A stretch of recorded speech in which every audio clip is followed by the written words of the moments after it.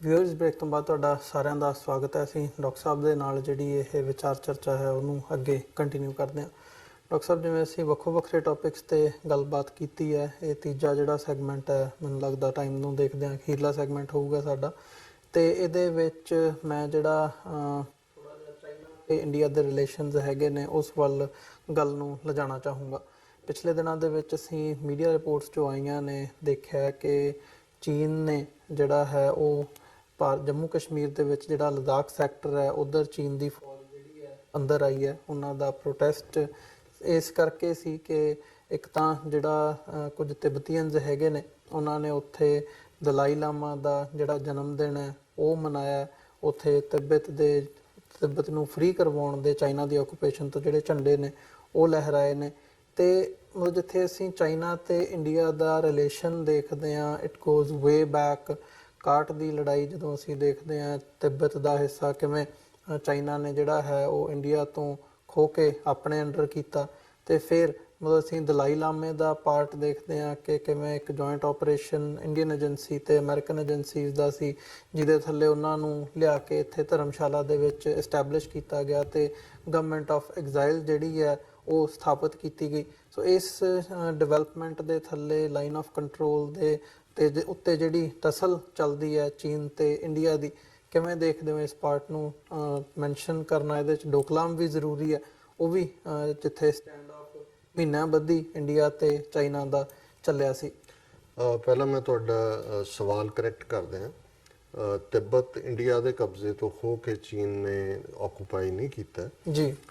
ਜ਼ਾਹਰ ਹੈ ਕਿ ਇੱਕ 1842 ਦੀ ਟ੍ਰੀਟੀ ਜਿਹੜੀ ਸਰਕਾਰੇ ਖਾਲਸਾ ਜੀਓ, ਐਂਪਰਰ ਆਫ ਚਾਈਨਾ ਔਰ ਦਲਾਈ ਲਾਮਾ ਦੇ ਵਿਚਕਾਰ ਹੋਈ, ਜਿਹਦੇ 'ਚ ਕਿ ਸਿੱਖ ਰਾਜ ਦੀਆਂ ਹੱਦਾਂ ਔਰ ਤਿੱਬਤ ਜਿਹੜਾ ਹੈ ਐਜ਼ ਏ ਬਫਰ ਸਟੇਟ ਇਹਨਾਂ ਦੇ ਸਰਕਾਰੇ ਖਾਲਸਾ ਜੀ ਔਰ ਚਾਈਨਾ ਦੇ ਵਿਚਾਲੇ ਸੀ। ਇਹ ਇੱਕ ਵੱਖਰੀ ਕਹਾਣੀ ਹੈ ਕਿ ਕਿਵੇਂ ਜਿਹੜਾ ਔਰ ਚਾਈਨਾ ਹਮੇਸ਼ਾ ਹੀ ਜਦੋਂ ਮਾਓਸੇ ਤੋਂ 5 ਫਿੰਗਰਸ ਆਫ ਚਾਈਨਾ ਕਹਿੰਦਾ ਸੀ, ਉਸ ਦੇ ਵਿੱਚ ਤਿੱਬਤ ਵੀ ਔਰ ਨੇਪਾਲ ਵੀ ਔਰ ਜਿਹਨੂੰ ਇਹ ਅੱਜ ਅਰੁਣਾਚਲ ਪ੍ਰਦੇਸ਼ ਕਹਿੰਦੇ ਨੇ, ਸਾਊਥ ਤਿੱਬਤ, ਭੂਟਾਨ, ਇਹ ਸਾਰਾ 5 ਫਿੰਗਰਸ ਨੇ ਜਿਹਨੂੰ ਉਹ ਹਮੇਸ਼ਾ ਹੀ ਆਪਣੀ ਟੈਰੀਟਰੀ ਕਹਿੰਦੇ ਨੇ। ਦੂਸਰਾ ਪਾਰਟ ਜਿਹੜਾ ਇਹਦੇ 'ਚੋਂ ਕਿਉਂਕਿ ਖਬਰ ਅੱਜ ਦੀ ਹੀ ਮੇਨ ਖਬਰ ਹੈ ਇਹਨਾਂ ਦੀ ਏਜੰਸੀਆਂ ਦੀ ਕਿ ਅੱਜ ਤੋਂ ਹਫ਼ਤਾ ਪਹਿਲਾਂ ਕਿ ਉਹ ਖਬਰ ਬੜੀ ਇਸ ਖਿੱਤੇ ਦੀ ਹੌਲੀ ਹੌਲੀ ਬਾਹਰ ਕੱਢਦੇ ਨੇ ਕਿ ਦਲਾਈ ਲਾਮਾ ਦਾ ਜਿਹੜਾ ਕਿ ਹੁਣ ਇੱਕ ਪਾਸੇ ਫਰਸਟ੍ਰੇਟਡ ਵੀ ਹੈ, ਬੁੱਢਾ ਵੀ ਹੋ ਗਿਆ ਔਰ ਅੱਗੇ ਵੀ ਗੱਲ ਤੁਰ ਨਹੀਂ ਰਹੀ। ਉਹਨੇ ਅੰਡਰ ਦਾ ਟੇਬਲ ਚਾਈਨੀਜ਼ ਦੇ ਨਾਲ ਵੀ ਆਪਣੀ ਕਮਿਊਨੀਕੇਸ਼ਨ ਖੋਲ੍ਹੀ ਹੋਈ ਹੈ। ਹੁਣ ਉਹ ਵੀ ਮੰਨਦਾ ਹੈ ਵੀ ਤਿੱਬਤ ਚੀਨ ਦਾ ਹੀ ਹਿੱਸਾ ਹੈ, ਸਿਰਫ ਇੰਟਰਨਲ ਆਟੋਨਮੀ ਹੋਏ। ਭਾਰਤ ਵੀ ਥੋੜ੍ਹਾ ਦੇਖਦਾ ਹੈ ਕਿ ਵੀ ਜਿਹੜਾ ਲੰਬਾ ਵਕਤ ਅਮਰੀਕਾ ਔਰ ਭਾਰਤ ਨੇ ਇਸ ਦਲਾਈ ਲਾਮੇ ਨੂੰ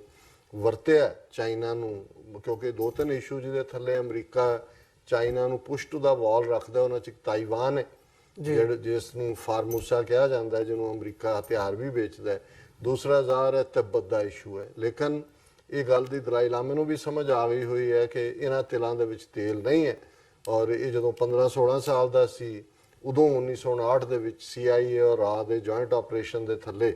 ਇਸ ਨੂੰ ਤਿੱਬਤ 'ਚੋਂ ਬਾਹਰ ਕੱਢਿਆ ਗਿਆ ਸੀ। ਔਰ ਹੁਣ ਤਿੱਬਤ ਜਿਹੜਾ ਹੈ ਇਹਨਾਂ ਸਾਰੇ 60 ਸਾਲਾਂ ਦੇ ਵਿੱਚ ਟੋਟਲੀ ਉੱਥੋਂ ਦਾ ਇੱਕ ਵੱਖਰਾ ਨਿਜ਼ਾਮ ਹੈ। ਔਰ ਜਿਵੇਂ ਚਾਈਨਾ ਨੇ ਈਵਨ ਉਹਨਾਂ ਦੀ ਕੈਪੀਟਲ ਨੈਨਕਿੰਗ ਤੋਂ ਲੈ ਕੇ ਤਿੱਬਤ ਦੀ ਕੈਪੀਟਲ ਲਹਾਸਾ ਤੱਕ ਜਿਹੜੀ ਟ੍ਰੇਨ ਔਰ ਦੂਸਰੇ ਜਿਹੜੇ ਮਿਰੈਕਲ ਨੇ ਇੰਜੀਨੀਅਰਿੰਗ ਦੇ, ਔਰ ਜ਼ਾਹਰ ਹੈ ਉੱਥੇ ਨਵੀਂ ਜਨਰੇਸ਼ਨ ਜਿਨ੍ਹਾਂ ਦੇ ਕੋਲ ਅਪਰਚੁਨਿਟੀਜ਼ ਵੀ ਨੇ, ਐਜੂਕੇਸ਼ਨ ਵੀ ਹੈ, ਉਹ ਇੱਕ ਵੱਖਰੀ ਤਰ੍ਹਾਂ ਸੋਚਦੇ ਨੇ। ਪਰ ਗੱਲ ਦੇਖਣ ਵਾਲੀ ਇਹ ਹੈ ਵੀ ਇੱਕ ਪਾਸੇ ਭਾਰਤ ਮਾਂ ਦੇ ਸਪੂਤ ਜਦੋਂ ਪਾਕਿਸਤਾਨ ਦੇ ਨਾਲ ਗੱਲ ਕਰਨਗੇ, ਉਸ ਨੂੰ ਕਿਵੇਂ ਮੋਦੀ ਨੇ ਜਿਹੜਾ ਬਾਲਾਕੋਟ ਦਾ ਆਧਾਰ ਬਣਾ ਕੇ ਬਹਾਦਰੀ ਵੀ ਇਹਨਾਂ ਭਾਰਤ ਮਾਂ ਦੇ ਸਪੂਤਾਂ ਦੀ ਪਹਿਲਾਂ ਸਪੂਤਰੀ ਕਿੱਥੇ ਚਲੀ ਜਾਂਦੀ ਹੈ ਕਿ ਜਿਹੜਾ 62 ਦੇ ਵਿੱਚ ਇਹਨਾਂ ਨੇ ਕਿੰਨਾ 40,000 ਸਕੁਅਰ ਮਾਈਲ ਤੋਂ ਜ਼ਿਆਦਾ ਟੈਰੀਟਰੀ ਜਿਹਦੇ ਬਾਰੇ ਮਤੇ ਕੀਤੇ ਹੋਏ ਨੇ ਕਿ ਹਮ ਚੈਨ ਸੇ ਨਹੀਂ ਬੈਠेंगे ਜਬ ਤੱਕ ਇਹ ਵਾਪਸ ਨਹੀਂ ਲੈਣਗੇ। ਡੋਕਲਾਮ ਦਾ ਤੁਸੀਂ ਜ਼ਿਕਰ ਕੀਤਾ, 8-10 ਮਹੀਨੇ ਛੱਤਰ ਖਾਣ ਤੋਂ ਬਾਅਦ ਹਾਲਾਂਕਿ ਡੋਕਲਾਮ ਕੋਈ ਲੱਗਦਾ ਵੀ ਨਹੀਂ ਸੀ, ਬਾਰਡਰ ਭੂਟਾਨ 'ਚ ਸੀ। ਚਾਈਨਾ ਨੇ firmly they have put their boots on the ground. Thirdly ਹੁਣ ਜਦੋਂ, ਔਰ ਇਹ ਬੜਾ ਇੰਪੋਰਟੈਂਟ ਹੈ ਚਾਈਨਾ ਦਾ ਇਸ ਮੁੱਦੇ ਦੇ ਉੱਤੇ ਆ ਕੇ ਬਿਲਕੁਲ ਵਾਇਓਲੇਟ ਕਰਕੇ ਆ ਕੇ ਉਹਨਾਂ ਦਾ ਇਹਨਾਂ ਦੀ ਟੈਰੀਟਰੀ 'ਚ ਦੱਸਣਾ ਹੈ ਕਿ ਵੀ ਬੰਦ ਕਰੋ ਇਹਨਾਂ ਨੂੰ। ਝੰਡੇ ਉਹਨਾਂ ਨੇ ਖੋਏ ਔਰ ਆਪਣਾ ਝੰਡਾ ਚਲਾਇਆ, ਕਿਉਂਕਿ ਇਹ ਮੈਸੇਜ ਵੀ ਹੈ। ਕਈ ਵਾਰ ਇਹ ਛੋਟੀਆਂ ਘਟਨਾਵਾਂ ਭਾਵੇਂ ਕਹੀ ਜਾਓ ਜੀ ਉੱਥੇ ਕਿਉਂਕਿ ਡਿਮਾਰਕੇਟਡ ਬਾਰਡਰ ਨਹੀਂ ਹੈ, ਇੰਡੀਆ ਤਾਂ ਇਹੀ ਜਸਟੀਫਾਈ ਕਰਦੇ ਜੀ ਇਹ ਆ ਜਾਂਦੇ ਨੇ ਸਾਨੂੰ ਪਤਾ ਨਹੀਂ। ਇਹ ਮੈਸੇਜ ਵੀ ਉਹਨਾਂ ਨੇ ਦਿੱਤਾ ਹੈ ਕਿ ਅਮਰੀਕਾ ਦੇ ਜਿਹੜੇ ਤੁਸੀਂ ਬਣੇ ਹੋਏ ਉਹ ਦੁਮ ਛੱਲੇ, ਇਸ ਗੱਲ ਦਾ ਧਿਆਨ ਰੱਖੋ ਕਿ ਵੀ ਇਹ ਸਾਡੀ ਪਕੜ 'ਚ ਹੈ, ਜਦੋਂ ਮਰਜ਼ੀ ਅਸੀਂ ਕਰ ਲਈ। ਲੇਕਿਨ ਸਿੱਖ ਪਰਸਪੈਕਟਿਵ ਤੋਂ ਸਾਨੂੰ ਇਹ ਗੱਲ ਕਹਿਣ ਦਾ ਜਿਹੜਾ ਮੈਂ ਸਮਝਦਾ ਹੈ ਕਿ ਵੀ ਓਪਰਚੁਨਿਟੀ ਹੈ ਕਿ ਇੱਕ ਪਾਸੇ ਭਾਰਤ ਦੀ ਹਕੂਮਤ ਉਹ ਟੈਰੀਟਰੀ ਜਿਹੜੀ ਚਾਈਨਾ ਦੀ ਸੋਵਰਨ ਟੈਰੀਟਰੀ ਹੈ, ਸੋਵਰਨ ਚਾਈਨਾ ਦੀ, ਉਸ ਦੇ ਵਿੱਚ ਗਵਰਨਮੈਂਟ ਇਨ ਐਗਜ਼ਾਈਲ ਦਲਾਈ ਲਾਮੇ ਦੀ ਬਣਾ ਕੇ ਉਹਨੂੰ ਬਿਠਾਇਆ ਹੋਇਆ। ਕਿੰਨਾ ਉਹਨੂੰ UN ਔਰ ਅਮਰੀਕਨ ਹੈਲਪ ਵੀ ਜਾਂਦੀ ਹੈ ਔਰ ਇੰਡੀਆ ਉਹਨੂੰ ਕਿਵੇਂ ਪ੍ਰਮੋਟ ਕਰਦਾ। ਸਿੱਖਾਂ ਨੇ ਪੰਜਾਬ 'ਚ ਬੈਠ ਕੇ ਕੋਈ ਗਵਰਨਮੈਂਟ ਇਨ ਐਗਜ਼ਾਈਲ ਤੇ ਨਹੀਂ ਬਣਾਈ ਹੋਈ, ਉਹ ਤਾਂ UN ਚਾਰਟਰ ਦੇ ਥੱਲੇ ਆਪਣਾ ਰਾਈਟ ਮੰਗਦੇ ਨੇ ਜੀ। ਤੇ ਜੇ ਹਜ਼ਾਰਾਂ ਮੀਲ ਦੂਰ ਇੱਕ ਮੁਲਕ ਦੇ ਵਿੱਚ ਨਾਨ ਪ੍ਰੋਫਿਟ ਰਜਿਸਟਰਡ ਬਾਡੀ ਤੇ ਉੱਤੇ ਪਾਬੰਦੀ ਲੱਗ ਜਾਂਦੀ ਹੈ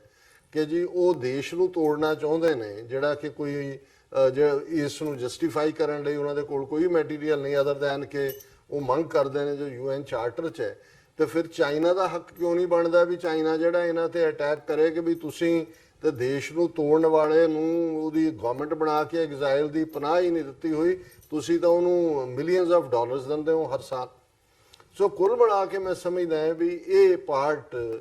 ਔਰ ਇਸ ਗੱਲ ਦਾ ਚਾਈਨਾ ਨੂੰ ਅਜੇ ਤੱਕ ਸ਼ਾਇਦ ਚਾਈਨਾ ਨੇ ਕਦੇ ਵੀ ਓਪਨਲੀ ਇੰਡੀਆ ਦੇ ਅੰਦਰੂਨੀ ਮਾਮਲਿਆਂ ਦੇ ਵਿੱਚ ਉਹਨਾਂ ਨੇ ਕੋਈ ਐਸੀ ਮੂਵਮੈਂਟ ਕਦੇ ਉਹਨੂੰ ਸਪੋਰਟ ਨਹੀਂ ਕੀਤਾ। ਜੇ ਹੁੰਦਾ ਤੇ ਫਿਰ ਭਾਰਤ ਵਾਲੇ ਜਿਹੜੇ ਨੇ ਹੁਣ ਤੱਕ ਉਹ ਕਹਿੰਦੇ ਦਬੀ ਆਵਾਜ਼ ਕਹਿੰਦੇ ਰਹੇ ਨੇ ਕਿ ਜੀ ਨਕਸਲਾਈਟ ਤੇ ਫਲਾਣਾ ਢਿਮਕਾ, ਲੇਕਿਨ ਚਾਈਨਾ ਆਪਣੇ ਹੱਕਾਂ ਨੂੰ ਜਿਹੜਾ ਉਹ ਪ੍ਰੋਟੈਕਟ ਕਰਦਾ, ਉਹਨਾਂ ਦਾ ਪੈਟਰੀਓਟਿਜ਼ਮ ਆਪਣੀ ਕਿਸਮ ਦਾ ਹੈ, ਪਰ ਉਹ ਬੇਮਤਲਬ ਜਿਹੜਾ ਹੈ ਉਹ ਕਿਸੇ ਦੇ ਸਾਹਮਣੇ ਕਾਊਟਾਊ ਵੀ ਨਹੀਂ ਕਰਦੇ। ਕਾਊਟਾਊ ਵੀ ਚਾਈਨੀਜ਼ ਜ਼ਬਾਨ ਦਾ ਸ਼ਬਦ ਹੈ ਕਿ ਉਹ ਗੋਡਿਆਂ ਪਰਨੇ ਵੀ ਨਹੀਂ ਹੁੰਦੇ। ਔਰ ਜੋ ਉਹਨਾਂ ਨੇ ਅਮਰੀਕਾ ਦੇ ਨਾਲ ਸਟ੍ਰੀਟ ਵਾਰ ਦੇ ਨਾਂ ਥੱਲੇ ਜੋ ਅਮਰੀਕਾ ਕਰ ਰਿਹਾ ਸੀ, ਜਿਵੇਂ ਉਹਨਾਂ ਨੇ ਆਪਣੀ ਦਿਖਾਈ ਹੈ ਗਟਸ ਔਰ ਵਿਲ,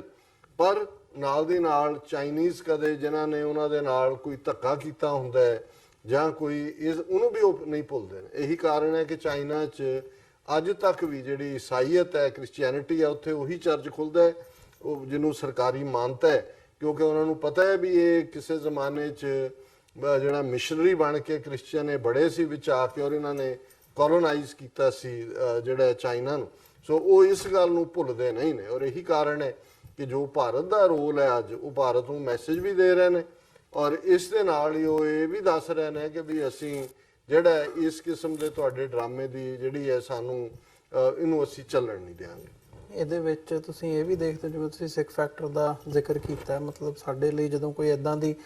ਗੱਲ ਹੁੰਦੀ ਹੈ ਆਪਣਾ ਕਲੇਮ ਐਮਫਸਾਈਜ਼ ਕਰਨ ਦੇ ਲਈ ਜਾਂ ਭਾਰਤ ਦੀ ਜਿਹੜੀ ਦੋਗਲੀ ਨੀਤੀ ਹੈ ਵੀ ਇੱਕ ਪਾਸੇ ਉਹ ਦਲਾਈ ਲਾਮੇ ਨੂੰ ਉਹਨਾਂ ਨੇ ਇੱਥੇ ਗਵਰਨਮੈਂਟ ਇਨ ਐਗਜ਼ਾਈਲ ਬਣਾਈ ਹੋਈ ਹੈ ਤੇ ਜਿਹੜੀ ਸਿੱਖਾਂ ਦੀ ਐਕਟੀਵਿਟੀ ਹੁੰਦੀ ਆ ਉਹ ਕਿਸ ਤਰ੍ਹਾਂ ਟਰੀਟ ਕਰਦੇ ਆ ਵੀ ਜਾਂ ਤਾਂ ਦੋਵੇਂ ਪਾਸੇ ਉਹੀ ਨੀਤੀ ਰੱਖੋ। ਸੋ ਜਿਹੜੀ ਬਿਗਟਰੀ ਹੁੰਦੀ ਹੈ ਜਾਂ ਜਿਹੜੀ ਇਹ ਦੋਹਰੀ ਨੀਤੀ ਹੈ ਇਹਨੂੰ ਅਸੀਂ ਇੰਟਰਨੈਸ਼ਨਲੀ ਐਕਸਪੋਜ਼ ਕਰੀਏ ਜਾਂ ਆਪਣਾ ਜਿਹੜਾ ਕੇਸ ਹੈ ਉਹਨੂੰ ਦੁਨੀਆ ਦੇ ਸਾਹਮਣੇ ਲੈ ਕੇ ਆਉਣ ਦੇ ਲਈ ਯੂਜ਼ ਕਰੀਏ। ਸਾਡੇ ਲਈ ਇਹ ਕਿੱਦਾਂ ਦਾ ਜਿਹੜੀ ਸਿਚੁਏਸ਼ਨ ਹੈ ਬਣਦੀ ਹੈ ਤੇ ਸਾਨੂੰ ਇਹਦੇ ਲਈ ਕੀ ਕਰਨ ਦੀ ਲੋੜ ਹੁੰਦੀ ਹੈ? ਦੇਖੋ, ਪਹਿਲੀ ਗੱਲ ਤਾਂ ਮੈਨੂੰ ਕਈ ਵਾਰੀ ਇਹ ਕਹਿੰਦੇ ਆ ਅਫਸੋਸ ਵੀ ਹੁੰਦਾ ਪਰ ਇਹ ਹਕੀਕਤ ਹੈ ਵੀ ਸਾਡੇ ਕਲਚਰ 'ਚ ਪੰਜਾਬ ਦੇ ਦੋਨੋਂ ਪਾਸੇ ਪੜ੍ਹਨ ਲਿਖਣ ਦਾ ਸ਼ੌਕ ਨਹੀਂ ਹੈ, ਸਿੱਖਾਂ 'ਚ ਤਾਂ ਖਾਸ ਤੌਰ ਤੇ। ਔਰ ਮੈਨੂੰ ਕਈ ਵਾਰੀ ਇੱਥੇ ਜਿਹੜੇ ਪ੍ਰੋਫੈਸ਼ਨਲ ਨੇ, ਡਾਕਟਰ, ਇੰਜੀਨੀਅਰ, ਆਪੋ ਆਪਣੇ ਖਿੱਤਿਆਂ ਦੇ ਮਾਹਿਰ ਬੜੇ ਜਿਨ੍ਹਾਂ ਨੇ ਨਾਮ ਬਣਾਇਆ, ਪੈਸਾ ਵੀ ਬਣਾਇਆ, ਉਹਨਾਂ ਨੇ ਆਪਣੇ ਸਬਜੈਕਟ ਤੋਂ ਬਿਨਾਂ ਕੋਈ ਹੋਰ 2 ਕਿਤਾਬਾਂ ਪੜ੍ਹੀਆਂ ਨਹੀਂ ਹੁੰਦੀਆਂ। ਔਰ ਪੋਲੀਟੀਕਲ ਅਰੀਨਾ 'ਚ ਵੀ ਅਸੀਂ ਪੋਸਟ 84 ਸਾਡੀ ਪਹੁੰਚ ਜਜ਼ਬਾਤੀ ਤਾਂ ਰਹੀ, ਅੱਜ ਵੀ ਹੈ ਗੁਰਦੁਆਰਿਆਂ 'ਚ ਵੀ ਔਰ ਅਦਰਵਾਈਜ਼ ਵੀ, ਲੇਕਿਨ ਅਸੀਂ ਇੰਟਰਨੈਸ਼ਨਲ ਨੁਆਂਸਿਸ ਸਮਝਣ ਦੀ ਕਿਸੇ ਇਸ਼ੂ ਦੀ ਕੋਸ਼ਿਸ਼ ਵੀ ਨਹੀਂ ਕੀਤੀ ਤੇ ਕਿਸ ਸਿਚੁਏਸ਼ਨ ਨੂੰ ਅਸੀਂ ਕਿਵੇਂ ਸਿੱਖ ਸਪਿਨ ਦੇ ਸਕਦੇ ਹਾਂ, ਇਸ ਬਾਰੇ ਵੀ ਆਲਮੋਸਟ ਕੋਈ ਮੈਨੂੰ ਨਹੀਂ ਨਜ਼ਰ ਆਇਆ। ਔਰ ਅਸੀਂ ਜਦੋਂ ਟੀਵੀ 84 ਲਗਭਗ 7 ਸਾਲ ਪਹਿਲਾਂ, ਔਰ ਸੱਚੋ ਸੱਚ ਦੀ ਉਮਰ ਵੀ ਟੀਵੀ 84 ਦੇ ਪਹਿਲੇ ਸ਼ੋਅ ਦੇ ਨਾਲ ਹੀ ਸ਼ੁਰੂ ਹੋ ਜਾਂਦੀ ਹੈ, ਸੋ ਉਦੋਂ ਅਸੀਂ ਇਹ ਗੱਲ ਕਹੀ ਸੀ ਕਿ ਵੀ ਸਾਡਾ ਨਿਸ਼ਾਨਾ ਇਹੀ ਹੋਏਗਾ ਕਿ ਦੁਨੀਆ 'ਚ ਕਿੱਥੇ ਕੀ ਵਾਪਰਦਾ, ਕਿਹੜੇ ਦੋ ਦੇਸ਼ ਸਮਝੌਤਾ ਕਰਦੇ ਨੇ, ਕਿਹੜੇ ਦੋ ਦੇਸ਼ ਤੋੜਦੇ ਨੇ, ਕਿਹੜੇ ਦੋ ਲੋਕ ਜੱਫੀ ਪਾਉਂਦੇ ਨੇ, ਕਿਹੜੇ ਦੋ ਲੋਕ ਲੜਦੇ ਨੇ, ਇਹ ਸਿੱਖਾਂ ਨੂੰ ਕਿਵੇਂ ਪ੍ਰਭਾਵਿਤ ਕਰੇਗਾ। ਇਹ ਸਾਡਾ ਜਿਹੜਾ ਮੈਂਡੇਟ ਹੈ ਔਰ ਅਸੀਂ ਇਸ ਤੇ ਕੰਮ ਕਰਾਂਗੇ। ਸੋ ਮੈਂ ਇਹ ਸਮਝਦਾ ਹਾਂ ਕਿ ਵੀ ਇਸ ਵੇਲੇ ਜਿੱਥੇ ਇੱਕ ਡਿਬੇਟ ਚੱਲ ਰਹੀ ਹੈ ਜਿਹਨੂੰ UN ਚਾਰਟਰ ਨੇ ਰਾਈਟ ਆਫ ਸੈਲਫ ਡਿਟਰਮੀਨੇਸ਼ਨ ਦੇ ਥੱਲੇ ਜ਼ਾਹਰ ਹੈ ਕੀਤਾ, ਔਰ ਹੁਣ ਇੱਕ ਪਾਸੇ ਐਕਸਟ੍ਰੀਮ ਰਾਈਟ ਵਿੰਗ ਜਿਹੜਾ ਕਿ ਨੈਸ਼ਨਲਿਜ਼ਮ ਦੀ ਗੱਲ, ਕਿਉਂਕਿ ਜਦੋਂ ਲਿਬਰਲ ਇਕਨੋਮੀ ਦੀ ਗੱਲ ਹੋਈ, ਯੂਰਪੀਅਨ ਯੂਨੀਅਨ ਬਣੀ, ਇਹ ਗੱਲ ਕਹੀ ਜਾਣ ਲੱਗ ਗਈ ਕਿ ਜੀ ਹੁਣ ਤਾਂ ਜਿਹੜੇ ਬਾਰਡਰਸ ਨੇ ਉਹ ਇਰਰੈਲੇਵੈਂਟ ਹੋ ਗਏ ਔਰ ਬਾਰਡਰਸ ਦਾ ਕੋਈ ਕਨਸੈਪਟ ਨਹੀਂ ਹੈ, ਹੁਣ ਨੇਸ਼ਨ ਸਟੇਟ ਦਾ ਕੋਈ ਕਨਸੈਪਟ ਜਾਂ ਉਹਦੀ ਕੋਈ ਥਾਂ ਨਹੀਂ ਹੈ, ਔਰ ਹੁਣ ਤਾਂ ਜਿਹੜਾ ਗਲੋਬਲ ਵਿਲੇਜ ਬਣ ਗਿਆ। ਪਰ ਅਸੀਂ ਟਰੰਪ ਦੀ ਆਮਦ, ਫਿਰ ਪੁਤਿਨ ਦੀ ਰਸ਼ੀਆ ਦੇ ਵਿੱਚ, ਔਰ ਹੁਣ ਗ੍ਰੀਸ ਦੇ ਵਿੱਚ, ਫਰਾਂਸ ਦੇ ਵਿੱਚ, ਯੂਰਪ ਸਾਰੇ 'ਚੋਂ ਜ਼ਾਹਰ ਹੈ ਭਾਰਤ ਦੇ ਵਿੱਚ ਹਿੰਦੂ ਨੈਸ਼ਨਲਿਸਟ ਦਾ ਪਾਵਰ 'ਚ ਆਉਣਾ, ਇਹ ਗੱਲ ਦੱਸ ਰਹੀ ਹੈ ਕਿ ਵਾਪਸ ਜਿਹੜੀ ਨੇਸ਼ਨ ਸਟੇਟਸ ਦਾ ਕਨਸੈਪਟ ਹੈ ਉਸ ਨੂੰ ਥਾਂ ਮਿਲ ਰਹੀ ਹੈ। ਔਰ ਉਹਦੇ 'ਚ ਫਿਰ ਇੰਡੀਆ ਕਿਵੇਂ ਹਿਪੋਕਰੇਟ ਇੱਕ ਜਮਹੂਰੀਅਤ ਦੇ ਨਾਂ ਥੱਲੇ ਇਹ ਮੁਲਕ ਕਿਵੇਂ ਦੂਸਰੇ ਚਾਈਨਾ ਨੂੰ ਤੋੜਨ ਦੇ ਲਈ ਤਾਂ ਉਹ ਜਿਹੜਾ ਤਿੱਬਤ ਦੇ ਦਲਾਈ ਲਾਮੇ ਨੂੰ ਜਿਹੜਾ ਉਹਨਾਂ ਨੇ ਨਾ ਸਿਰਫ ਪ੍ਰਮੋਟ ਕੀਤਾ, ਉਹਨਾਂ ਦੀ ਗਵਰਨਮੈਂਟ ਇਨ ਐਗਜ਼ਾਈਲ, ਉਹਨਾਂ ਦੇ ਜਿਹੜੇ ਨੇ ਉਹ ਸੈਸ਼ਨ ਹੁੰਦੇ ਨੇ ਜਿਹੜੇ ਨੇ ਉਹਨਾਂ 'ਚ ਇੰਟਰਨੈਸ਼ਨਲ ਇਨਵਾਈਟੀ ਹੁੰਦੇ ਨੇ ਸੱਦੇ ਹੋਏ ਜਿਹਦੇ 'ਚੋਂ ਪਾਰਟਿਸਿਪੇਟ ਕਰਦੇ ਨੇ, ਉਹਨਾਂ ਨੂੰ ਇਹ ਫੈਸਿਲਿਟੇਟ ਕਰਦੇ ਨੇ। ਪਰ ਸਿੱਖਾਂ ਦੇ ਮਾਮਲੇ ਜਾਂ ਕਸ਼ਮੀਰ ਦੇ ਮੁੱਦੇ ਤੇ ਜਿੱਥੇ ਰਾਈਟ ਆਫ ਸੈਲਫ ਡਿਟਰਮੀਨੇਸ਼ਨ ਇਹਨਾਂ ਨੇ ਮੰਨਿਆ ਹੋਇਆ UN ਸਿਕਿਉਰਿਟੀ ਕਾਉਂਸਲ ਦੇ ਥੱਲੇ, ਉੱਥੇ ਉਹਨੂੰ ਇੰਪਲੀਮੈਂਟ ਕਰਨ ਨੂੰ ਤਿਆਰ ਨਹੀਂ। ਸੋ ਮੈਂ ਸਮਝਦਾ ਵੀ ਇਸ ਪਾਰਟ ਨੂੰ ਵੱਧ ਤੋਂ ਵੱਧ ਸਾਡੇ ਕਾਲਮਨਿਸਟ ਕੋਈ ਨਾ ਕੋਈ ਥਿੰਕ ਟੈਂਕਸ ਰਾਹੀਂ ਜਾਂ ਦੁਨੀਆ ਦੇ ਸਾਹਮਣੇ ਇਸ ਗੱਲ ਨੂੰ ਬਾਰ-ਬਾਰ ਜਿਹੜਾ ਸਾਨੂੰ ਰਿਪੀਟ ਕਰਨ ਦੀ ਲੋੜ ਹੈ ਕਿ ਅਸੀਂ ਕਿਵੇਂ ਪਰਸੀਕਿਊਟਡ ਲੋਕ ਹੈ, ਕਿਵੇਂ ਸਾਡਾ ਰਾਈਟ ਖਾਲਿਸਤਾਨ ਦਾ ਇੰਟਰਨੈਸ਼ਨਲ ਜਿਹੜਾ ਲਾਅ ਦੇ ਥੱਲੇ ਵੀ ਬਣਦਾ, ਔਰ ਇਹ ਜਿਹੜੇ ਸਾਰੇ ਨੇ ਜਿੰਨੇ ਇਹਨਾਂ ਨੇ ਹੀਨਸ ਕ੍ਰਾਈਮਸ ਅਗੇਂਸਟ ਸਿੱਖਸ ਕੀਤੇ ਨੇ, ਇਹ ਡਿਜ਼ਰਵ ਕਰਦੇ ਨੇ ਕਿ ਇਹਨਾਂ ਦੇ ਖਿਲਾਫ ਇੰਟਰਨੈਸ਼ਨਲ ਕ੍ਰਿਮੀਨਲ ਕੋਰਟਸ ਦੇ ਵਿੱਚ ਜਾਂ ਸਪੈਸ਼ਲ ਜਿਹੜੇ ਨੇ ਟ੍ਰਾਇਲ ਕੋਰਟ ਨਰਮਬਰਗ ਟਾਈਪ ਬਣ, ਜਿਵੇਂ ਕਿ ਸਿੱਖ ਜੈਨੋਸਾਈਡ ਤੋਂ ਬਾਅਦ ਜੈਨੋਸਾਈਡ ਇਹਨਾਂ ਨੇ ਕੀਤਾ ਔਰ ਲਗਾਤਾਰਤਾ ਨਾਲ ਕਰ ਰਹੇ ਨੇ। ਪਰ ਦੂਸਰੇ ਪਾਸੇ ਮੈਂ ਇਹ ਵੀ ਮਹਿਸੂਸ ਕਰਦਾ ਕਿ ਵੀ ਸਾਡਾ ਵੱਡਾ ਤਬਕਾ ਜਿਹੜਾ ਹੈ ਉਹ ਇਸ ਸਾਰੇ ਦੀ ਨੁਆਂਸ ਤੋਂ ਬੇਖਬਰ ਹੈ। ਇਹੀ ਇੱਕ ਕਾਰਨ ਹੈ ਕਿ ਕੱਲੋ ਕੱਲੇ ਜਿੱਥੇ ਬੈਠੇ ਸੋਚਦੇ ਵੀ ਨੇ ਉਹਨੂੰ ਕਿਸੇ ਲੈਵਲ ਦੇ ਉੱਤੇ ਅਸੀਂ ਇੰਪਲੀਮੈਂਟ ਕਰਨ 'ਚ ਕਾਮਯਾਬ ਨਹੀਂ ਹੋ ਪਾ ਰਹੇ। ਜੀ ਬਿਲਕੁਲ ਡਾਕਟਰ ਸਾਹਿਬ, ਤੁਹਾਡਾ ਬਹੁਤ ਬਹੁਤ ਧੰਨਵਾਦ, ਤੁਸੀਂ ਵਿਚਾਰਾਂ ਦੀ ਸਾਂਝ ਸਾਡੇ ਨਾਲ ਪਾਈ ਹੈ। ਸੋ ਜਿਹੜੇ ਸਾਡੇ ਦਰਸ਼ਕ ਇਸ ਵਕਤ ਸਾਡੇ ਨਾਲ ਜੁੜੇ ਹੋਏ ਨੇ, ਉਮੀਦ ਕਰਦੇ ਹਾਂ ਅੱਜ ਦੀ ਜਿਹੜੀ ਇਹ ਸਾਡੀ ਵਿਚਾਰ ਚਰਚਾ ਸੀ, ਜਿਹੜੇ ਟੌਪਿਕਸ ਅਸੀਂ ਇਸ ਡਿਸਕਸ਼ਨ ਦੇ ਅਧੀਨ ਲਿਆਂਦੇ ਆ, ਤੁਹਾਨੂੰ ਜ਼ਰੂਰ ਪਸੰਦ ਆਈ ਹੋਵੇਗੀ। ਸੋ ਅੱਜ ਦੇ ਇਹ ਸੱਚੋ ਸੱਚ ਪ੍ਰੋਗਰਾਮ ਦੇ ਵਿੱਚ ਤੁਹਾਡੇ ਕੋਲੋਂ ਅੱਗੇ ਹੁਣ ਅਗਲੇ ਹਫਤੇ ਸੋਮਵਾਰ ਨੂੰ ਤੁਹਾਡੇ ਨਾਲ ਮੁਲਾਕਾਤ ਹੋਵੇਗੀ। ਤਦ ਤੱਕ ਲਈ ਇਜਾਜ਼ਤ ਦਿਓ ਜੀ। ਡਾਕਟਰ ਸਾਹਿਬ, ਫਤਿਹ ਦੀ ਸਾਂਝ ਪਾਈ ਅੰਤ ਦੇ ਵਿੱਚ। ਵਾਹਿਗੁਰੂ ਜੀ ਕਾ ਖਾਲਸਾ, ਵਾਹਿਗੁਰੂ ਜੀ ਕੀ ਫਤਿਹ।